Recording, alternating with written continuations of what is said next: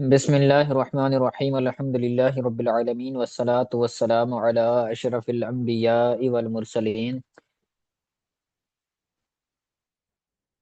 تفسیر جلالین کے اسباق کا سلسلہ ہمارا جاری و ساری تھا اور ہم سورہ بقرہ دوسرا پارہ پڑھ رہے ہیں۔ تو کل ہم نے ان اللہ یحب المحسنین تک پڑھا تھا، تو آج ایک نیا ٹاپک، نیا موضوع شروع ہو رہا ہے، وَأَتِمُّ الْحَجَّ وَالْعُمْرَةَ لِلَّهِ سے۔ تو اس کے اندر حج اور عمرے کے کچھ مسائل ہیں، کچھ احکامات ہیں، تو وہ بیان کیے گئے ہیں۔ تو شروع کرتے ہیں۔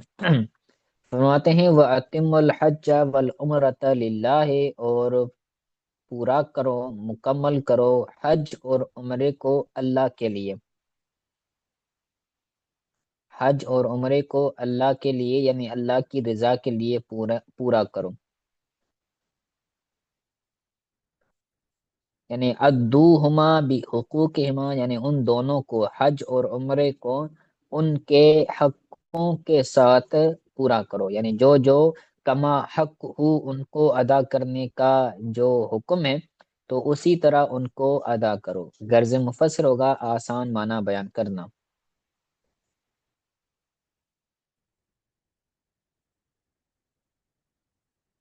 اس کے بعد فرماتے ہیں فَإِنْ أُحْصِرْتُمْ فَمَا اسْتَيْسَرَ مِنَ الْهَدْيِ، تو اگر تمہیں روکا جائے تو جو تمہیں میسر ہو قربانی میں سے۔ یہاں سے ایک مسئلہ بیان کر رہے ہیں، تو یہاں پر وہ مسئلہ پہلے سمجھا جائے تو انشاءاللہ عبارت سمجھنے میں آسانی ہوگی۔ مسئلہ یہ ہے کہ اگر کوئی بندہ عمرہ کرنے جا رہا ہے اور کسی چیز کی وجہ سے وہ رک جاتا ہے اور وہ آگے نہیں جا پاتا، جیسے دشمن کا خوف ہو کہ میں آگے جاؤں گا تو دشمن جو ہے وہ پکڑ لیں گے اور مجھے نقصان پہنچائیں گے، یا وہ بیمار ہو جاتا ہے، تو اب وہ احرام پہنا ہوا بندہ ہے، تو اب وہ احرام سے کیسے نکلے گا؟ تو اس کا طریقہ یہ ہے کہ وہ بندہ اپنا جانور بھیجے گا اور اس جانور کو وہاں پر ذبح کیا جائے گا، تو پھر یہ اب حلق کرائے گا، اور حلق کروانے کے بعد اب یہ وہاں سے نکل جائے گا، یعنی احرام سے نکل جائے گا۔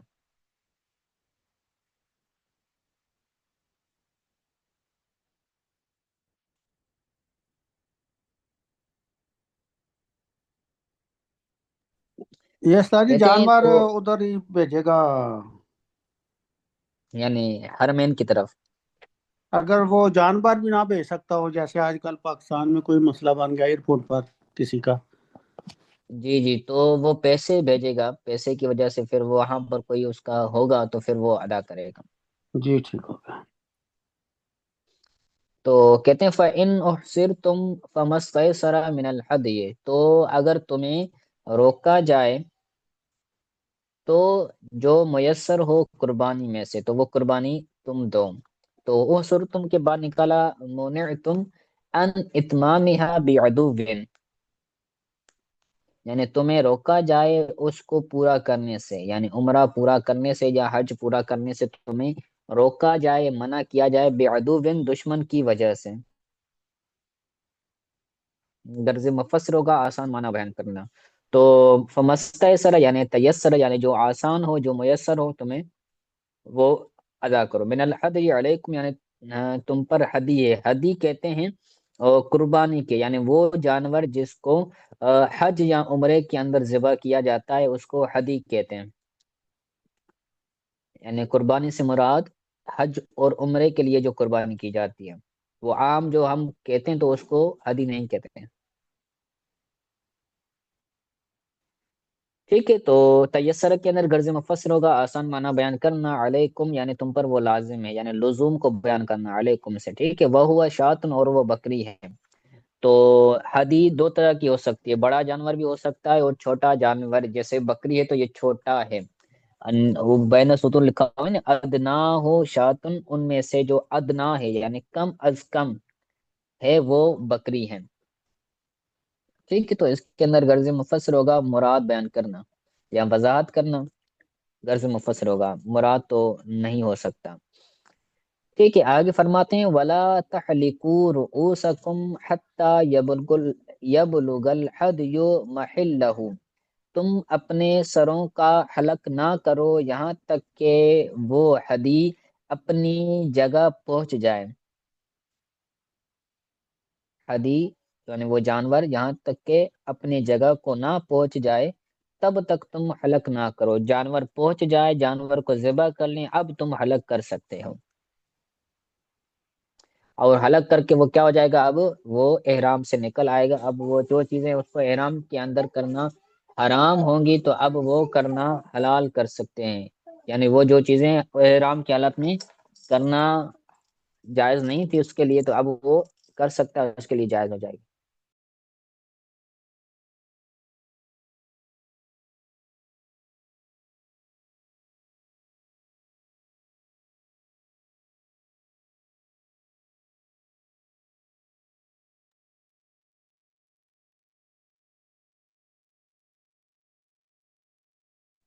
جی، تو کہتے ہیں تحلقو رؤوسکم کے بعد نکالا ہے لا تتحللو، یعنی تم حلال نہ ہو۔ تتحللو کا مطلب ہے حلال ہونا، یعنی جو چیزیں احرام کی حالت میں وہ بندہ نہیں کر سکتا تو یہ تب حلال ہوگا جب وہ قربانی کو ذبح نہ کر لیں۔ ٹھیک ہے، تو غرض مفسر ہوگا معنی معنی مرادی بیان کرنا۔ جی حدیوں کے بعد نکلا المذکور، یعنی جو حدی پیچھے گزرا، یعنی جس پر تمہیں قدرت حاصل ہے، جو تمہیں قربانی دینا ممکن ہے۔ غرض مفصل ہوگا مراد بیان کرنا کہ حدیث سے کون سی حدیث مراد، یعنی پیچھے جو گزری۔ محلہ کے بعد نکلا حیث یحل ذبحہ، یعنی اس حیثیت سے کہ اس کا ذبح کرنا حلال ہو، جائز ہو۔ وہ مکان الاحصار، اور وہ احصار کا مقام ہے۔ احصار کا مطلب ہوتا ہے قید کرنا، روکنا۔ وہ مکان الاحصار، اور وہ احصار یعنی روکنے کی جگہ ہے۔ ٹھیک ہے، تو یہاں پر غرض مفسر ہوگا وضاحت کرنا محل کی، اور وہ ہوا مکان الاحصار عند شافعی، اور وہ امام شافعی کے نزدیک احصار کی جگہ ہے کہ جہاں پر اس کو قید کیا گیا ہے، جہاں اب اس تک وہ جانور پہنچ جائے تو اب وہاں پر ذبح کر کے کیا کیا جائے، وہ اپنے احرام سے نکل سکتا ہے۔ وَجُزْبَهُ فِيهِ بنیت تحلل، بنیت تحلل، اور اس مکان میں اس جانور کو ذبح کیا جائے گا تحلیل کی نیت سے، یعنی حلال ہونے کی نیت سے، کہ میں اس کو ذبح کرتا ہوں تاکہ میں حلال ہو جاؤں، یعنی احرام سے نکل جاؤں۔ وَيُفْرَقُ عَلَى مَسَاكِنِهِ، اور اس کو تقسیم کیا جائے گا مسکینوں پر، اس قربانی کے جانور کے گوشت کو۔ وَيُحْلَقُ، اور حلق کیا جائے گا، یا پھر اس کو معروف پڑھیں کہ یحلق، وہ بندہ حلق کرے گا، وَبِهِ يَحْصُلُ التَّحْلِيلُ، اور اس کے ذریعے وہ تحلیل کو، تحلل کو حاصل کرے گا، یعنی اس احرام سے نکلنے کو وہ حاصل کرے گا۔ غرض مفسر ہوگا وضاحت بیان کرنا۔ جی جناب، سمجھ آ رہا ہے؟ جی جی، امام شافی کے نزدیک استاد جی کیا فرما رہے ہیں، جہاں پر وہ قید ہے وہاں پر ذبح کریں؟ جی جی، امام یہ شافعی مکہ، رحمہ کے نزدیک کہ جس جگہ پر اس کو قید کیا گیا ہے وہاں پر وہ جانور لے کر آیا جائے، اور پھر وہاں پر اس کو وہ ذبح کرے۔ اور ہمارے نزدیک یہ ہے کہ جہاں پر مکۃ المکرمہ میں جانور کو ذبح کیا جاتا ہے وہاں وہ جانور کیا کرے گا، پہنچائے گا اور وہاں پر ذبح کرے گا۔ یہ ٹھیک ہوگا۔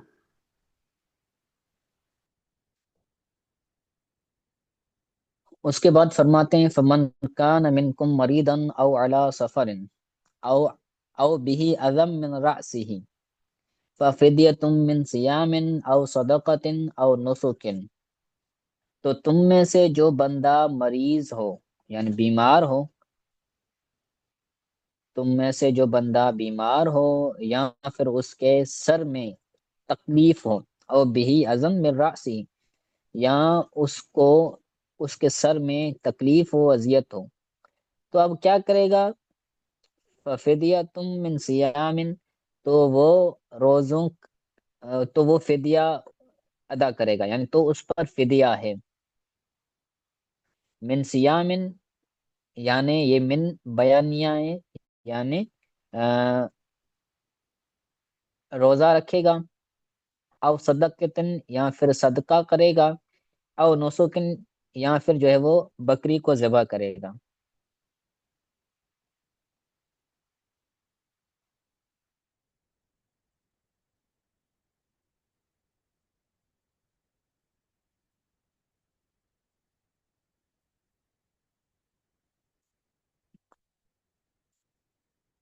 ٹھیک ہے، تو اب یہاں پر یہ مسئلہ آپ یاد رکھیں کہ اگر کوئی بندہ،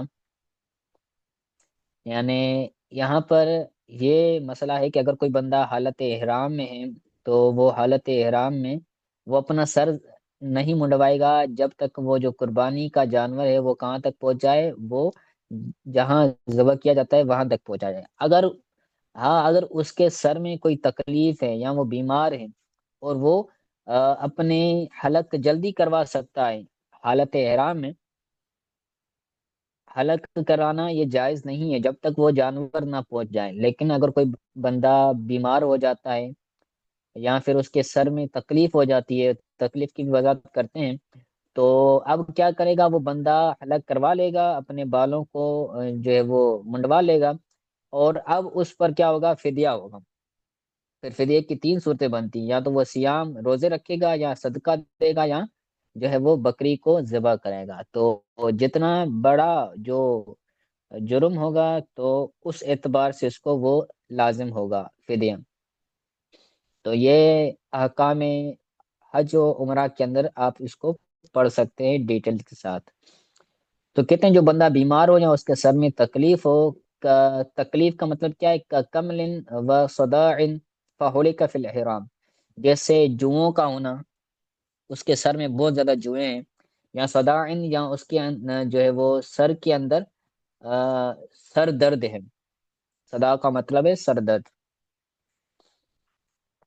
تو اب وہ کیا کرے گا؟ فحلق فی الاحرام، تو اس کا حلق کیا جائے گا احرام میں، لیکن ففدیتن، تو اس پر فدیہ لازم ہے۔ اس کے اندر غرض مفسر ہوگا آیت کی وضاحت کرنا، جملے کی وضاحت کرنا۔ ففدیتن علیہ، تو اب اس پر فدیہ لازم ہے، کیونکہ اس نے واجب کو ترک کیا ہے۔ واجب یہ ہے کہ اس کو، یعنی حلق قربانی کے بعد کرنا یہ واجب ہے، تو قربانی سے پہلے کیا حالت احرام میں، تو اب اس پر کیا ہوگا؟ فدیہ دینا لازم ہوگا۔ ٹھیک ہے، علیہ کے اندر لزوم کو بیان کیا، من سیامن کے بعد نکلا ثلاثت ایام، یعنی 3 دن کے روزے رکھنا اس پر لازم ہے۔ غرض مفسر ہوگا سیام کی مراد بیان کرنا کہ سیام سے کتنے روزے مراد ہیں، یا پھر صدقہ دے گا، یعنی بثلاثت عصوع من غالب قوت البلد علی ستۃ مساکین، یعنی 3 جو ہے وہ سا، اسو کا مطلب ہے سا، غالب جو شہر کے اندر جو غالب، یعنی جو اناج بک رہا ہے، جو اناج غالب طور پر بک رہا ہے، جو اکثر طور پر چلتا ہے، جیسے گندم کی روٹی ہمارے یہاں اکثر چلتی رہتی ہے، تو اب وہ گندم کا آٹا وہ کیا کرے گا؟ جو ہے وہ 3 سا صدقہ کرے گا 6 مسکینوں پر۔ ٹھیک ہے، اور یہ ہمارے نزدیک تو وہی ہے صدقہ فطر کی جو رقم ہے، یا پھر صدقہ فطر دے گا۔ ٹھیک ہے، تو اس کے اندر غرض مفسر ہوگا صدقہ کی وضاحت کرنا، یا پھر نسکن، یا خون بہانا ہے۔ نسک کا مطلب ہوتا ہے،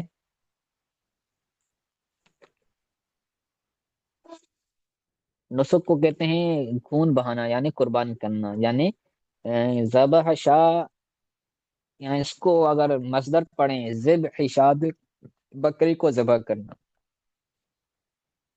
यहाँ पर आओ इस्तेमाल हुआ है, पीछे भी आओ सदक़तिन आओ नुस्किन, तो आओ के बारे में कहते हैं आओ लित्तख़यीर है, तो ये आओ इख्तियार के लिए कि इन तीनों में से कोई भी कर सकता है। इन शाअ ज़बह औ साम औ तसद्दक़ व ज़ालिक बिइत्तिफ़ाक़िल अइम्मतिल अर्बअति, बैन सतूर लिखा हुआ है कि अगर चाहे तो वो ज़िबा करे, चाहे तो वो रोज़ा रखे, चाहे तो वो सदका करे, ये सारी चीज़ें अइम्मा अरबा के इत्तिफ़ाक़ के साथ थे। चारों अइम्मा के नज़दीक ये मुत्तफ़क़ अलैह मसाला है कि इख्तियार है। ठीक है, इसके अंदर गर्ज मुफस्सर होगा औ का फ़ायदा बयान करना, कि औ से हासिल होने वाला फ़ायदा नुक्ता बयान करना। व अलहक बिही, या इसको मजहूल पढ़ें जो कि है यहाँ पर, व उलहिक बिही मन हलक लिगैर उज़्रिन लिअन्नहु औला बिल कफ़ारति, और इसके साथ मिलाया गया है, यानी मुहसिर के साथ मिलाया गया है। मुहसिर उसको कहते हैं कि जिसको रोका गया हो, जिसको मना किया गया हो, तो मुहसिर के साथ मिलाया गया। मिन हलकिन, मन हलका लिगैर उज़्रिन, जिसने हलक किया बगैर किसी उज़र के। एक तो उज़र था ना, उसके सर में कोई तकलीफ थी या बीमार था, उस वजह से उसने हालत एहराम में हलक किया। और एक बंदा वो है कि जो हलक के बगैर, यानी उज़र के बगैर वो हलक कर रहा है, तो अब वो भी इस हुक्म के अंदर दाखिल है, तो वो भी क्या करेगा, कफारा अदा करेगा। क्यों? लिअन्नहु औला बिल कफारते, क्योंकि वो कफारे का ज्यादा औला है। एक बंदा वो है जो उज़र वाला है, उज़र की वजह से अगर वो हलक करता है तो उस पर कफारा होता है, और जो बगैर उज़र वाला है वो अगर हलक कर रहा है तो उस पर तो बदरजा औला कफारा लाजिम होगा। हाँ, इसके अंदर दो सूरतें बनती हैं कि जो उज़र वाला है उसको गुनाह नहीं मिलेगा, सिर्फ उसको कफारा करना लाजिम होगा, और अगर वो बगैर उज़र के अगर हलक करता है तो उसको कफारा भी लाजिम होगा और उसको गुनाह भी मिलेगा। ये फर्क है दोनों में।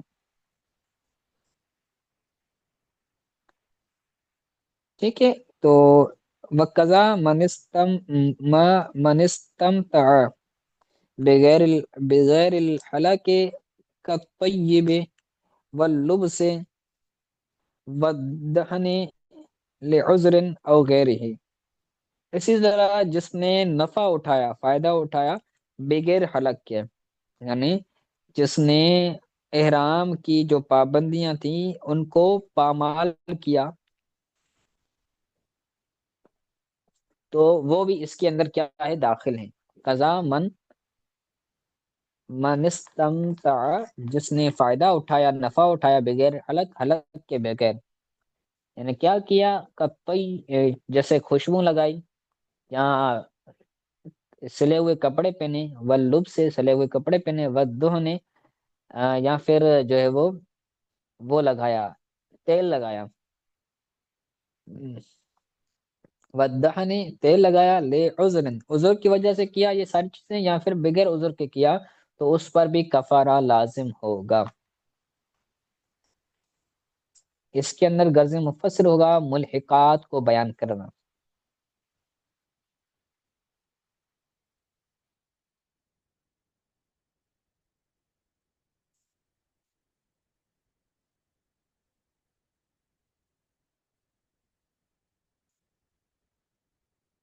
ठीक है, इसके अंदर मुल्हिकात का अहकामात बयान करना गर्ज मुफस्सिर होगा। जी समझ आ रहा है, आगे एक नया मसला चल रहा है, ये जी जी क्लियर सर। है। आगे फरमाते हैं फ़इज़ा अमिन तुम फमन तमत्तअ बिल उम्रते इलल हज, तो जब तुम अमन में आ जाओ, तो जिसने उम्रे को हज के साथ, उम्रे के एहराम को या उम्रे को हज के साथ मिलाकर फायदा उठाया, फमन तमत्ता, जिसने फायदा उठाया उम्रे को हज के साथ मिलाकर। यहाँ पर हज तमत्तो का बयान चल रहा है। आपको मालूम होगा कि हज की तीन अक़साम है, हज इफराद, हज तमत्तो और हज किरान।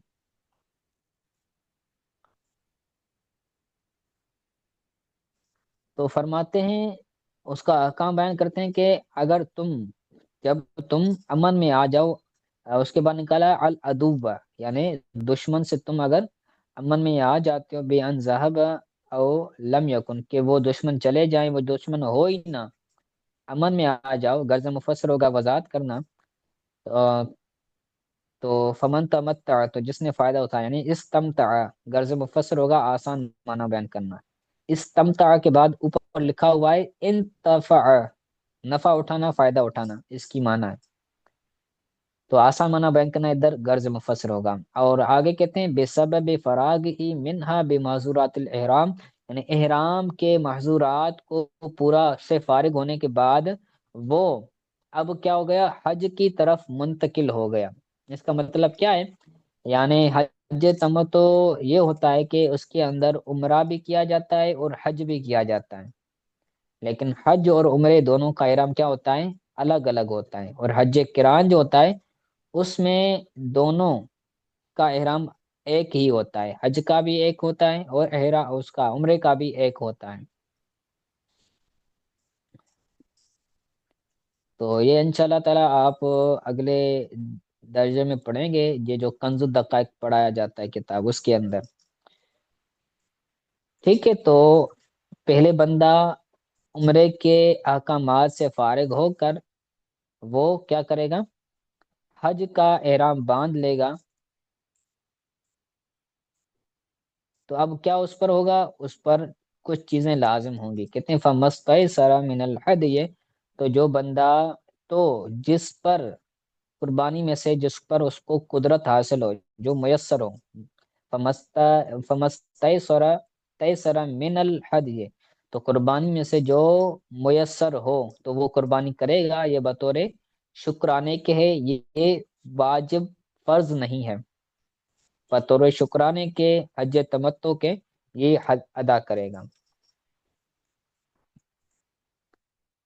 ٹھیک ہے۔ الحج کے بعد نکلا اے الاحرام بہی بان یکون احرم بها فی اشہرہ، یعنی حج کی طرف وہ کیا کرے، فائدہ اٹھائے، یعنی حج کے احرام کی طرف، عمرے کا احرام باندھ کر عمرہ ادا کر لیا، اب وہ حج کا احرام باندھ لیتا ہے، تو بے ان یکون احرم بها فی اشہرہ، یعنی اشہر حج میں وہ عمرے کا احرام باندھا تھا اس نے، تو حج اشہر حج میں، یعنی اشہر حج کتنے ہیں، اشہر حج 3 ہیں، شوال اور ذی قعد، ذوالحج کے 10 ایام، ان میں کیا ہوتا ہے، حج ادا کیا جاتا ہے، تو ان کے اندر اگر وہ عمرے کا احرام باندھتا ہے اور عمرے کا احرام باندھ کر عمرہ کر کے اب پھر وہ حج کے احرام باندھ لیتا ہے، تو وہ حج تمتع کرنے والا ہو جائے گا، ٹھیک ہے۔ غرض مفسر ہوگا وضاحت کرنا،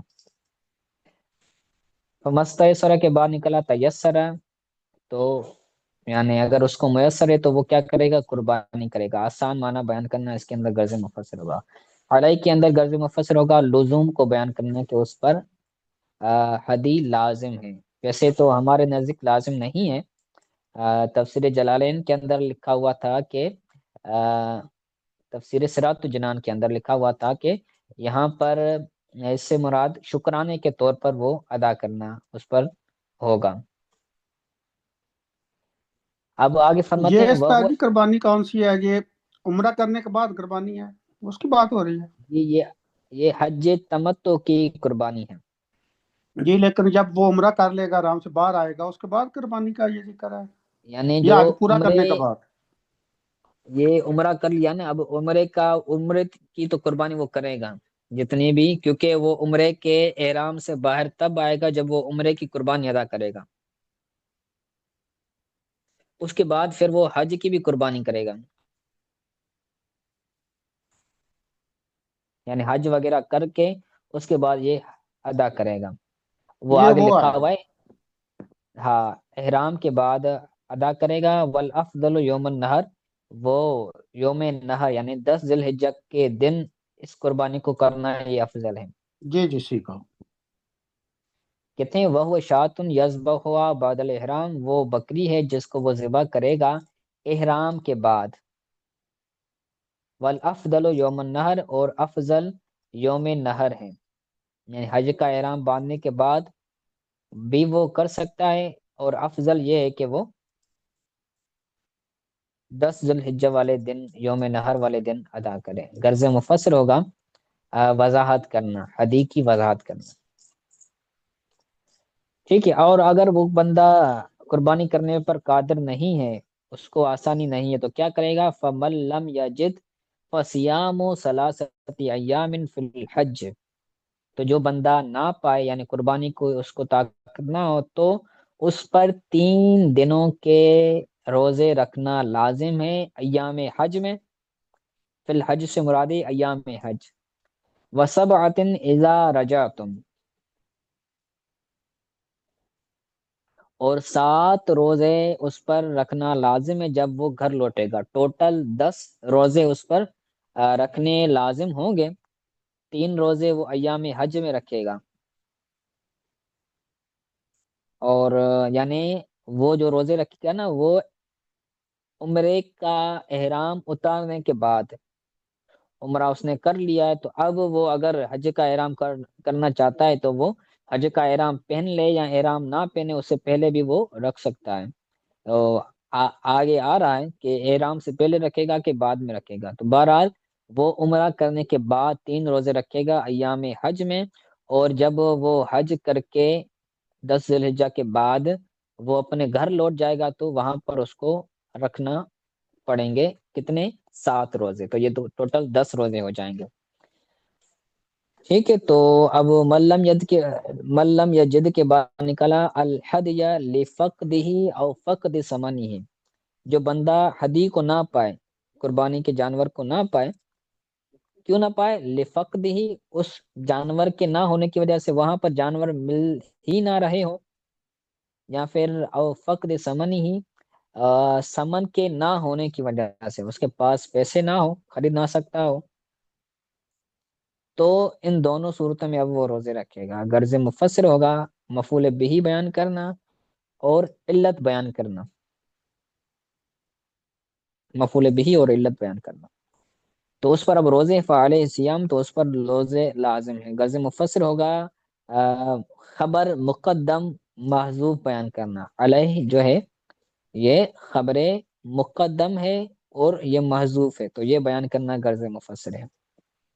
آپ کو علم میں ہوگا غالباً کہ جو جار مجرور اگر مقدم آ جائے تو پھر یہ خبر بنتی ہے اور مبتدا مؤخر ہو جاتا ہے، اور اس وقت مبتدا جو ہوگا وہ نکرہ بھی ہو سکتا ہے، مبتدا اس وقت نکرہ بھی آ سکتا ہے، کیونکہ اس کے اندر پھر تخصیص آ جاتی ہے،